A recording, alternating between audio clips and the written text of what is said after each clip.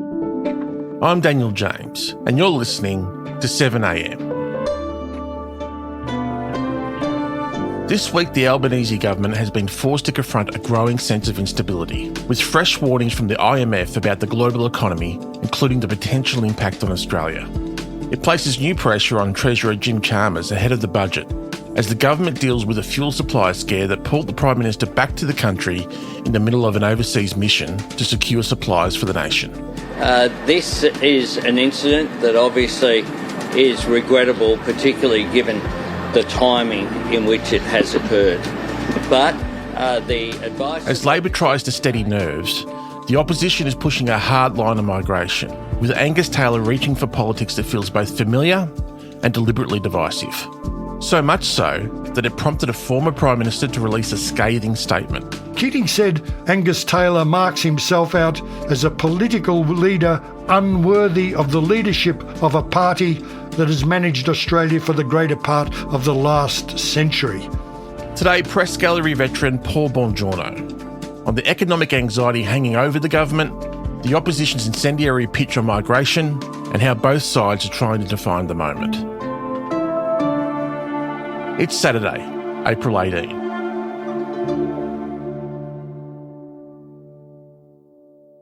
Paul, this week we had a pretty dire warning from the IMF that a global recession is looming as Jim Chalmers met with economic ministers in DC.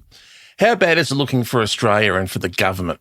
Well, Daniel, I've got to say it's looking very bad for everybody, Australia and the government, and we're all in the one boat. In fact, I don't think we can make a distinction between the government and Australia here.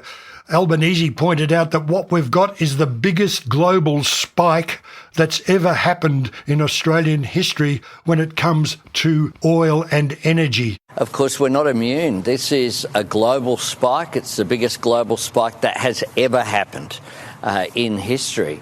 And that's had an impact on inflation and on the price of fuel right around the world. And if we want to get a bit of an insight into what the International Monetary Fund, the World Bank, thinks these impacts will be, it put out its World Economic Outlook during the week. Of course, if the shock gets larger, if the disruptions get more severe, then we could get more of an inflation shock that would last more into next year. And it says the United States-Israel war on Iran risks creating, quote, an energy crisis of unprecedented scale that could end in global recession. And Jim Chalmers doesn't quibble with the assessment of the IMF that the situation could see Australia with higher inflation than most advanced economies. I can't think of a more sort of complex time in which to prepare a federal budget in recent memory, Paul. How much pressure does the IMF warning and the war put on the Treasurer ahead of next month's budget, and how does it change what we can expect? All of those questions are extremely relevant, and Chalmers, I think, summed it up pretty well when he said during the week, this is a very serious, very dangerous time for the world. Now, Australia is better placed and better prepared than a number of other countries, but we won't be spared the fallout from this very substantial economic shock. And the World Bank, the IMF, is warning that incomes, that is national incomes, personal incomes, will obviously fall. Now, this will be made worse if the usual prescription that we get from the Reserve Bank and central banks around the world is that if inflation is running out of control, you up interest rates. So you make life more miserable, especially for borrowers. And by borrowers, we don't only mean people borrowing to fund their mortgage, to fund their home, but borrowers in business, small business. This can have, well, a devastating impact. And during the week, I was talking to a quite senior advisor to the Prime Minister, who said that Albanese is well aware that walking this tightrope is in a danger of poking the bear of the Reserve Bank, that if the Reserve Bank judges that the Treasurer or the government's got it wrong, they'll go harder with interest rates. So it's more than a dilemma, it's a real fix that the government and the country is in, and I guess we just have to hang on to our seats for this very wild ride. At the heart of all the pressure that's on the government at the moment is the fuel supply situation, which was exacerbated this week. One of only two Australian oil refineries was engulfed in a massive fire. Good afternoon. The impact of a fire at the Corio oil refinery in Geelong is expected to have serious consequences. The blaze is now extinguished after a small gas leak sparked an explosion late last night. The PM flew home early from Malaysia to address the situation. What do you make of the fact that he rushed back to stand in front of the oil refinery and talk about it? Couldn't have Richard Marles just done that, seeing as he was the local member and the Deputy Prime Minister?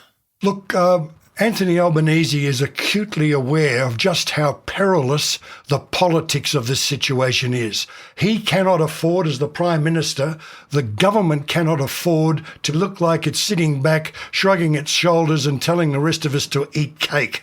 That's why Albanese embarked on personal diplomacy, going up into Asia to personally argue our case to our major fuel suppliers in Singapore, Brunei and Malaysia. Sure, our diplomats could have done it. The High Commissioners could have knocked on the doors. But when the Prime Minister turns up, it gives it weight, and it also says that we're taking this extremely seriously. And I think that's why he flew directly back from Malaysia into Geelong this week to say, I'm here, I want assurances that what is happening here is being dealt with in the best possible way. Do you think, Paul, that if the Prime Minister and the government is not seen as dealing with this situation appropriately, that Albanese recognises that this is a potential government wrecker? Well, it is indeed. And I think that also we've seen historically governments lose elections rather than oppositions win them. And you can't necessarily count on the opposition continuing to be as hopeless as it has been in the last year or so. Through all of this, Paul, the PM, of course, is trying to keep everyone calm, which was the aim of Albanese's highly ridiculed national address a couple of weeks ago. You've got some inside intel on what was going on there. What have you heard? Yeah, well, what I've heard, which is quite interesting really, was that Australia's two biggest supermarket chains, Coles and Woolworths, were very worried in the very early days, the first week of the crisis, that a run on supermarket supplies would leave them incapable of keeping up with the demand. So they came to Albanese and they said, look, we've got to calm the place down. And that was the real purpose, I was told, of Albanese going with that bland statement. Now, a lot of people say, look, if you're going to have an address to the nation, you've got to say, I'm the Prime Minister and the world is about to end. Otherwise, don't bother, otherwise just buy an ad. Whereas the real point was, I'm here, I'm the Prime Minister, and the current situation doesn't demand panic. Because Albanese knows, as we all know, how long this lasts and what its impact will be. He's not trying to pretend that we haven't got a crisis on our hands, but the best way to manage it is we've got supplies now. We're confident that we have even more than we usually have for another month at least. So let us just do prudent business as usual. And that was explained to me as the reason why we got that rather bland appearances from the Prime Minister. Coming up, dumb bigotry offering a fantasy. Paul Keating's scathing takedown.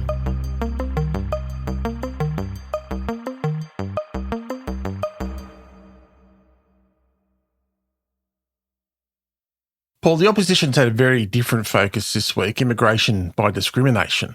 And that's not something that I'm putting a spin on, that's Angus Taylor's own words. So, ladies and gentlemen, Australia has a non-discriminatory immigration program. We don't discriminate based on nationality, race, gender or faith. But for an immigration program to work in the national interest, it must discriminate based on values. What did you make of the Liberal Party's migration policy? Well, what I made of it was that it was an act of sheer desperation and in grave danger of damaging a consensus in this country that eschews racism, that looks for multicultural harmony, that looks for national unity rather than cheap shots and appealing to what you might call base prejudice. Not everyone wanting to migrate to Australia has a noble intent. Not everyone wanting to migrate to Australia will be a net benefit to Australia. Indeed, some will be a net drain. Every populist racist button that could be pushed was pushed by Angus Taylor in a way that some of the Liberal backbench said to me went further than Susan Lee would even have gone, and she was beginning to skate quite close to the wind there. And it's all in the context of the fact that the Liberal Party in the upcoming Farrer by-election in a few weeks' time are running third. One Nation and an independent candidate are vying to win that by-election, and the Liberals are desperate to claw back as much support from people who have decided to abandon the coalition or the Liberals for One Nation. In other words, Taylor is trying to outdo Pauline Hanson, and there's plenty of evidence in state and federal elections past that won't work. Yeah, it'll be interesting to see how it plays out in Farrer, given that's a seat that relies heavily on immigration for its workforce in some aspects of that seat. Exactly. The ghost of Christmas Island past, John Howard, was in the front row. How Howard-esque was Taylor's speech? Well, Angus Taylor even came to paraphrasing a famous battle cry of John Howard in the 2001 election. To those who say we'll be in breach of the Refugee Convention, we'll decide who deserves protection and the circumstances in which that protection is granted. Now, Taylor made a big thing of saying that his immigration policy is Australian values placed, but it seems that Taylor is prepared to dump the humanitarian values that underpin the UN conventions that he here is blithely promising to discard.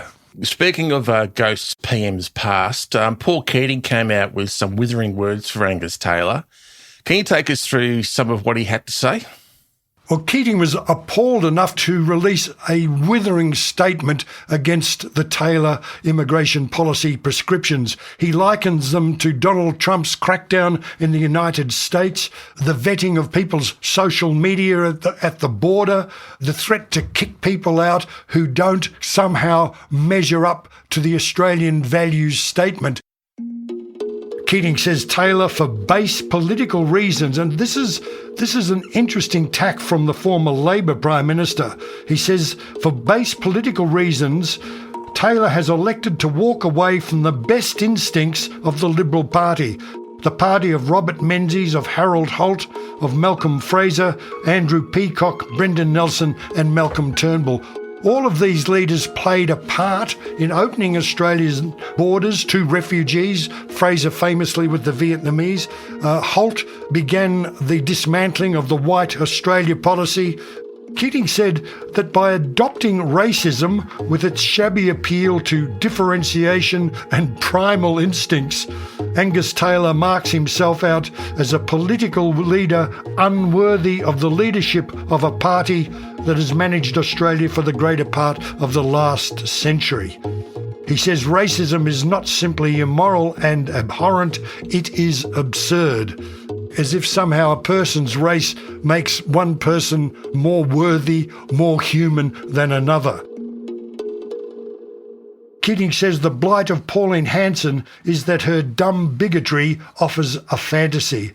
The fantasy that Australia in the modern age can return to a monoculture. What's the motivation behind this for Angus Taylor, and how do you think his hardline approach to migration will play for the Liberal parties? Is it a smart move if they want to win back the Teal seats in the cities? How is this going to play out in those seats, Paul? Well, precisely. And it's interesting that Zali Steggall, one of the Teal independents, was very outspoken in her criticism of this policy. It was hateful and divisive, and it's a dog whistle to One Nation voters.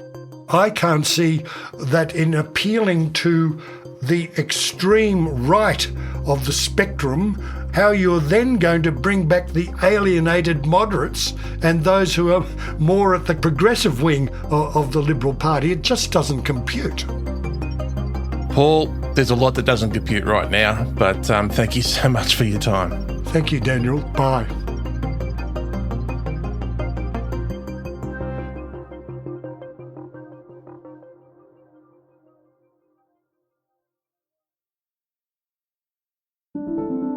Seven AM is a daily show from Solstice Media.